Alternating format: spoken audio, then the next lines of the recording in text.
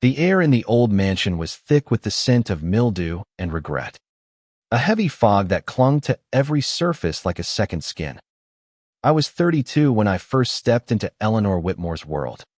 A world of polished mahogany and whispered secrets, where wealth was a cage and love was a transaction. She was 78 then, sharp as a blade, with eyes that could cut through your soul and a voice that dripped with condescension. My mother had been her housekeeper for 20 years, and when she passed, I inherited the role not out of choice, but out of duty. Eleanor had no one else, and I had no one left. She wasn't always cruel, or so I told myself in those early days. There were moments when her laughter filled the cavernous dining room, when she'd recount stories of her youth dancing under chandeliers, sipping champagne with men who promised her the world. But those moments were rare, fleeting as fireflies in a storm. Most days, she was a tempest, her demands a relentless drumbeat that echoed through the halls. "Thomas, clean the silver," she'd bark, her voice cracking like a whip. "Thomas, the windows are filthy. Thomas, don't you dare leave a speck of dust on my mother's vase." I was her servant, her shadow, her scapegoat for a life that had soured long before I arrived. The first time she made me clean up her vomit, I was polishing the banister, my hands raw from hours of work. She'd been drinking again whiskey, always whiskey, poured into crystal glasses that cost more than my monthly rent. She staggered into the foyer, her silk robe trailing like a ghost. And before I could react, she doubled over, retching onto the Persian rug. The smell hit me first, sour and sharp, followed by her cold, unyielding stare. "Clean it up," she said, wiping her mouth with the back of her hand. "Now." I stood there, frozen, the rag in my hand trembling. "Eleanor, I'm not," I started. But she cut me off. "Do it, or you're out on the street. You and your pathetic little dreams." Her words were venom, and I swallowed mine. I knelt, the bile soaking into my knees, and scrubbed until my fingers ached. She watched, her lips curling into something that wasn't quite a smile. That was the moment I began to understand her not as a person, but as a force, a storm that devoured everything in its path. The years blurred together after that, a montage of indignities. She'd call me at midnight to rearrange her bookshelves, scream if I missed a spot on her crystal chandelier, or demand I drive her to the city for a doctor's appointment, only to berate me for the traffic. I was her punching bag, her confidant, her prisoner. Yet, in the quiet moments, when she thought I wasn't listening, I'd hear her whisper to herself about her son who never called, her husband who died too soon, her friends who faded like ghosts. I pitied her then. But pity is a fragile thing, easily crushed under the weight of resentment. I wasn't a saint. I had my own dreams, small and stubborn, tucked away like letters in a drawer. I wanted to write, to tell stories that mattered, to build a life that was mine. But Eleanor's mansion was a black hole, pulling everything into its orbit. My savings dwindled, my energy waned, and my stories remained unwritten, buried under the weight of her demands. I told myself I stayed for my mother's memory, for the promise I made to care for the woman who'd been her employer. But the truth was uglier. I stayed because I didn't know how to leave. One night, after a particularly brutal day, she'd thrown a glass at me for bringing her tea too cold. I sat in my cramped attic room, staring at the ceiling. The walls were thin, and I could hear her coughing downstairs, a wet, rattling sound that made my stomach turn. I thought about the vomit, the insults, the years I'd given her, and I thought about my mother, who'd worked herself to death for this woman, who'd believed Eleanor's promises of loyalty and gratitude. I realized then that I wasn't just cleaning up Eleanor's messes, I was cleaning up my own, trying to scrub away the guilt of abandoning her, of abandoning myself. The turning point came on a rainy afternoon in October. Eleanor had been sick for weeks, her cough worsening, her temper sharper. She called me to her bedroom, where she lay propped against a mountain of pillows, her face pale as bone. "Thomas," she rasped, "I need you to rewrite my will." I froze, the pen in my hand hovering over the notepad. Her will. She'd never mentioned it before, never hinted at what she planned to do with her fortune. "I want to leave everything to the Historical Society," she said, her voice cold. "The house, the money, all of it. They'll preserve my legacy." I nodded, scribbling her words. But something inside me cracked. Legacy? What legacy? A life of cruelty, of pushing everyone away. I thought of my mother, who died with nothing but a worn-out apron and a handful of memories. I thought of myself, 35 now, with nothing to show for my years but calloused hands and a heart heavy with regret. That night, I didn't sleep. I sat at my desk, writing not her will, but my own. The words poured out, a torrent of anger and truth. I wrote about the vomit, the insults, the way she'd made me feel less than human. I wrote about my mother, about the stories I'd never told, about the life I'd let slip away. And then, in a moment of clarity, I wrote my own will, not a legal document, but a declaration of who I was and who I wanted to be. I left Eleanor nothing but a mirror, a chance to see herself as I did. I left my stories to the world, to anyone who'd listen. And I left the mansion, not in body, not yet, but in spirit. The next morning, I handed her the revised will, her wishes neatly typed, just as she'd asked. She didn't notice the second document tucked beneath it, the one I'd written for myself. She didn't notice the way my hands shook, or the way my eyes lingered on the door. "Good," she muttered, waving me away. "Now clean the bathroom. It's filthy." I didn't argue. I cleaned, but it was the last time. That night, I packed a single bag, left a note on the kitchen table, and walked out into the rain. The note was simple. "I'm done cleaning up your messes. Eleanor, read my will. It's all I owe you."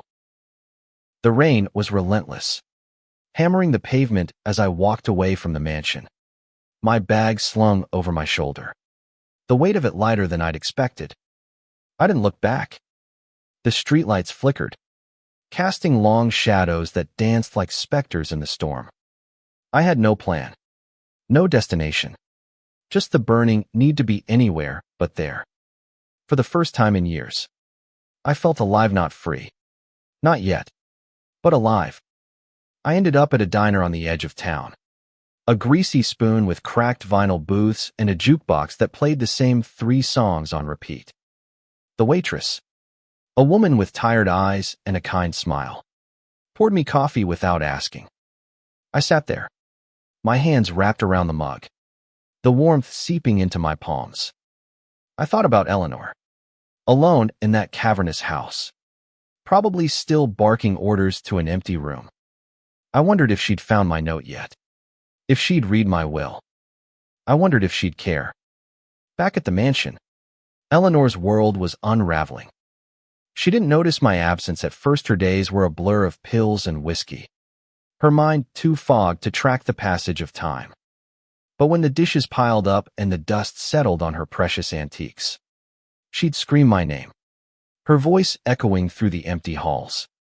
It wasn't until the 3rd day that she found the note, tucked under a stack of unopened mail. Her hands, gnarled and trembling, unfolded the paper.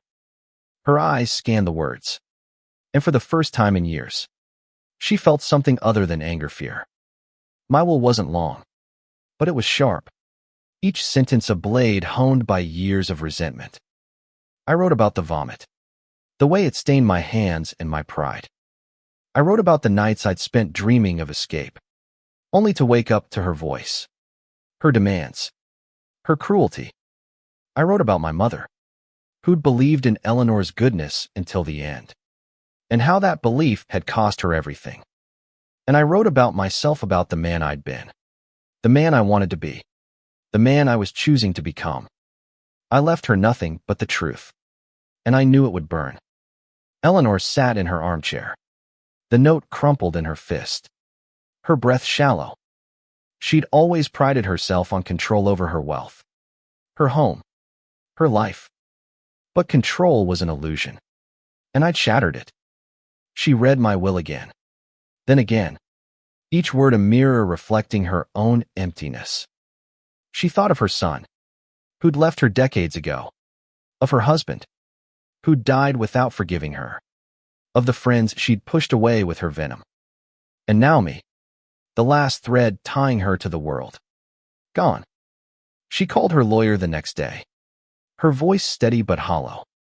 "I want to change my will again," she said. "I made a mistake." The lawyer, a man who'd known her for 30 years, didn't argue. He arrived at the mansion, his briefcase heavy with documents, and sat across from her in the study. Eleanor's hands shook as she spoke. Her words clipped. "The Historical Society gets nothing," she said. "I want to leave it all to Thomas." The lawyer raised an eyebrow. "Thomas, the boy who left." "He's not a boy," she snapped, but her voice cracked. "He's the only one who stayed." She didn't explain further, and the lawyer didn't ask. He drafted the new will, and Eleanor signed it with a flourish, her signature as bold as ever. But when he left, she was alone again, the silence louder than ever. Meanwhile, I'd found a cheap motel room, the kind with flickering neon signs and beds that smelled of cigarette smoke. I spent my days writing, the words flowing like a river finally freed from a dam. I wrote about the mansion, about Eleanor, about the weight of duty and the cost of freedom. I wrote about my mother, her gentle hands and unwavering heart, and how I'd failed her by staying too long. I wrote until my fingers cramped, until the pages were filled with the truth I'd been too afraid to face. I didn't know about Eleanor's new will, didn't know she'd spend her nights rereading my words, searching for something she couldn't name. I didn't know she'd started leaving voicemails on my phone, her voice softer than I'd ever heard, asking me to come back, to talk, to forgive. I didn't listen to them, not yet. I was too busy building something new, something mine. Weeks turned into months, and I found work at a small bookstore in the city, shelving novels and talking to customers about stories that changed their lives. It wasn't much, but it was enough. I rented a tiny apartment, just a bed and a desk, but it was the first place I'd ever called my own. I wrote every night, my stories growing bolder, my voice stronger. I sent them to magazines, to publishers, to anyone who'd listen. Rejections came, but so did acceptances, small victories that felt like miracles. Back at the mansion, Eleanor's health was fading. The cough that had haunted her for months turned into something darker, something the doctors couldn't fix. She stopped drinking, not out of choice, but because her body couldn't take it anymore. She spent her days in bed, staring at the ceiling, my will on the nightstand beside her. She read it so many times the pages were worn, the ink smudged from her fingers. She didn't crushed forgotten how, but her chest ached with something she couldn't name. One night, she called me again, her voice barely a whisper. "Thomas," she said. "I'm sorry." The words were foreign, clumsy in her mouth, but she meant them. I didn't answer. I wasn't ready. But her voice stayed with me, a ghost I couldn't shake. The city was a living thing, pulsing with noise and color, a stark contrast to the suffocating silence of Eleanor's mansion. I walked its streets every morning, my breath visible in the crisp autumn air, feeling the weight of my past lift with each step. The bookstore became my sanctuary, its shelves a labyrinth of stories that reminded me why I'd left. I was writing more than ever, my words sharper, my heart lighter. But Eleanor's voicemails lingered in my phone. Unlistened. A quiet accusation I wasn't ready to face. One evening, as I closed the bookstore, my boss handed me a letter. It was from Eleanor's lawyer. The handwriting precise. The envelope heavy with importance. I didn't open it right away. I carried it home, set it on my desk, and stared at it like it was a bomb. When I finally tore it open, the words hit me like a punch. Eleanor was dying. She'd rewritten her will, leaving everything to Meher Fortune. Her mansion, her legacy. The lawyer urged me to visit her, to reconcile before it was too late. I sat there, the letter trembling in my hands. My mind a storm of memories. The vomit, the insults, the years of servitude, but also the rare moments her laughter, her stories, the way her eyes softened when she spoke of her husband. I hated her, but I understood her. She was a woman who'd built walls so high she'd forgotten how to climb them. And now, at the end, she was reaching out, not with demands, but with something that looked like regret. I didn't go back right away. I couldn't. I spent days wrestling with the decision, my heart torn between anger and pity. I wrote instead, pouring my conflict into a story about a man trapped by duty, freed by choice. It was my best work yet, raw and honest. And when I sent it to a literary magazine, they accepted it within a week. They wanted more. They said. They saw potential. For the first time, I felt like I was building something real, something that could outlast me. But Eleanor's shadow loomed. I finally listened to her voicemails, one by one, each a crack in the armor I'd built. Thomas, I was wrong, she said in one, her voice frail. I didn't know how to be better. In another, she whispered, you were the only one who stayed. The last one was just her breathing, ragged and slow, as if she'd wanted to say more but couldn't. I deleted them all, but they stayed with me, heavy as stones. I went back to the mansion on a cold November morning, the sky gray and heavy with the promise of snow. The house looked smaller than I remembered, its grandeur faded, its windows dark. Eleanor's nurse let me in, her face a mask of professional sympathy. She's been asking for you, she said, leading me to the bedroom. Eleanor was a ghost of herself, her body frail under the blankets, her eyes cloudy but sharp. She saw me and tried to sit up, her hands clutching the edge of the bed. Thomas, she whispered, and I saw something I'd never seen before. Tears. They weren't dramatic, just a quiet sheen in her eyes. But they hit me harder than any of her insults ever had. I sat beside her, the air thick with unspoken words. Why? I asked, my voice steady but raw. Why me? Why now? She took a ragged breath, her hands trembling. Because you saw me, she said. Not the money, not the house. Me. And I punished you for it. She reached for my hand, her grip weak but desperate. I'm sorry, Thomas. I was too late.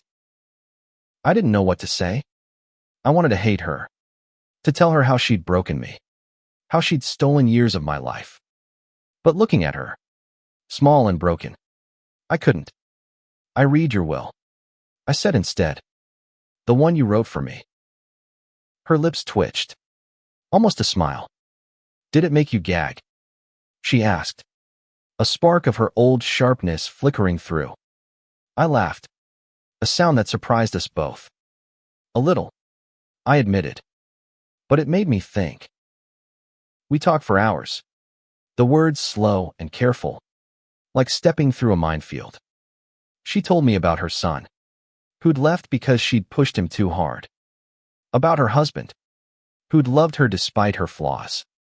About the loneliness that had eaten her alive. I told her about my mother, about my writing, about the life I was trying to build. It wasn't forgiveness. Not exactly. But it was something closure truce. Maybe. Or an understanding. When I left, she was sleeping, her breath shallow but steady. I didn't know if I'd see her again, but I felt lighter, like I'd left something behind in that room. I drove back to the city, the letter from her lawyer still in my pocket, its weight a reminder of choices yet to be made. Eleanor died 2 weeks later, on a quiet Sunday morning when the snow finally fell, blanketing the mansion in silence. The nurse called me, her voice soft but matter-of-fact. She went peacefully. She said, "She left a letter for you." I didn't cry, not then.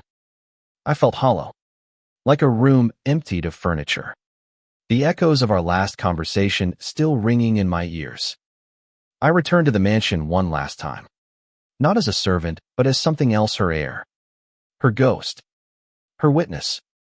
The lawyer was there, his face grim as he handed me the letter and the final will. Eleanor's handwriting was shaky but clear, each word a deliberate choice. "Thomas," it began, "you were right to leave. I was a storm, and you were brave enough to walk away. Take the money, the house, all of it, not as a gift, but as a debt I owe you. Live the life I couldn't." The will was as she'd promised, everything to me. Millions in assets, the mansion, the antiques, the accounts she'd hoarded like a dragon. I sat in her study, surrounded by her things, and felt no triumph. Only weight. This wasn't freedom, it was another cage, one built of gold and guilt. I didn't want her legacy, her ghosts. I wanted my own. I spent weeks sorting through her affairs, the mansion a labyrinth of memories. I found her diaries, tucked away in a locked drawer, their pages filled with a younger Eleanor, hopeful, vibrant, wounded. She wrote about her son's birth, her husband's laugh, the dreams she'd buried under ambition and pride. I read until my eyes burned, trying to reconcile the woman in those pages with the one who'd made me clean her vomit. They were the same, and they weren't. I sold the mansion. It was the first decision I made, and it felt like cutting a chain. The money went into a trust, not for me, but for something bigger. I started a foundation in my mother's name, funding scholarships for kids like Miones with dreams too big for their wallets. I kept enough to live, to write, to breathe. The rest was Eleanor's debt, paid forward. My stories were gaining traction now. The magazine that published my piece had asked for a collection, and I was writing every day. The words a lifeline. I wrote about Eleanor, not as a villain, but as a woman broken by her own choices. I wrote about my mother, about the strength it took to love someone like Eleanor. I wrote about myself, about the man who'd walked away and the man who was still learning to stand. The city became my home, its chaos a comfort. I made friends at the bookstore, people who read my work and saw me, not as Eleanor's shadow, but as Thomas, the writer. I dated, tentatively, a woman named Clara who laughed at my bad jokes and read my drafts with a pen in hand, marking them up with love. Life was small, messy, real. It was mine. But Eleanor's letter stayed with me, tucked into my desk drawer beside my own will. I read it sometimes, when the nights were too quiet, when I wondered if I'd done enough, lived the life I couldn't. She'd written, and I was trying. I visited her grave once, a simple stone in a quiet cemetery. No grand mausoleum for the woman who'd wanted to be remembered. I left a single flower, a daisy, because it was my mother's favorite. I didn't say anything. I didn't need to. The foundation grew, slowly but steadily. Kids wrote to me, their letters full of dreams, art, medicine, engineering. I read every one, answered as many as I could. I saw my mother in them, her quiet strength, her stubborn hope. I saw myself, too, the boy who'd wanted to write but thought he never would. I was proving him wrong, one word at a time. Clara moved in with me that spring, her books mingling with mine, her laughter filling the apartment. We talked about the future kids. Maybe. Or a house with a garden. I told her about Eleanor. About the mansion. About the will that changed everything. She listened, her hand in mine, and said, "You didn't just leave her, Thomas. You saved yourself." She was right, but it wasn't the whole truth. Eleanor had saved me, too, in her own broken way. Her cruelty had pushed me to the edge, but her regret had pulled me back. Her will, her letter, her apology, they were the keys to a door I hadn't known was locked. I was free, not because I'd escaped her, but because I'd faced her, and myself. I kept writing, the stories piling up like bricks in a new foundation. Some were published, some rejected, but all were mine. I was no longer the man who cleaned up Eleanor's messes. I was Thomas, the writer, the dreamer, the man who'd chosen his own ending. The first anniversary of Eleanor's death came and went, marked by a quiet moment at my desk, her letter in my hands. I didn't reread it that day. I didn't need to. Her words were etched into me, a map of where I'd been and where I was going. The foundation was thriving, its scholarships reaching more kids, its impact rippling beyond what I'd imagined. My stories were finding homes in magazines, in anthologies, in the hands of readers who wrote to me about their own struggles, their own escapes. Clara and I were planning a trip, a break from the city's hum. We talked about driving up the coast, staying in small towns, writing in cafes with cracked mugs and salty air. She wanted to see the ocean, to stand on a cliff and feel the world stretch out before her. I wanted that, too. But more than that, I wanted to share it with her. She was my anchor, my mirror, my reason to keep going. The bookstore had become a community, a place where I wasn't just an employee but a voice. My boss, a gruff woman named Helen, had started a reading series, and I was the first to sign up. I read my story about Eleanor to a small crowd, my voice steady but raw, the words carrying years of weight. When I finished, the room was silent, then erupted in applause. A woman in the back, her hair gray and her eyes kind, came up to me afterward. "That was my mother," she said, her voice trembling. Not literally, but close enough. We talked for hours, strangers bound by shared scars. I thought about Eleanor often, not with anger anymore, but with a kind of clarity. She'd been a storm, yes, but storms reshape the land. She'd forced me to face my own weaknesses, my own fears. Her cruelty had been a crucible, burning away the parts of me that were too afraid to fight. Her apology, her will, her death, they were the final push. The moment I chose myself.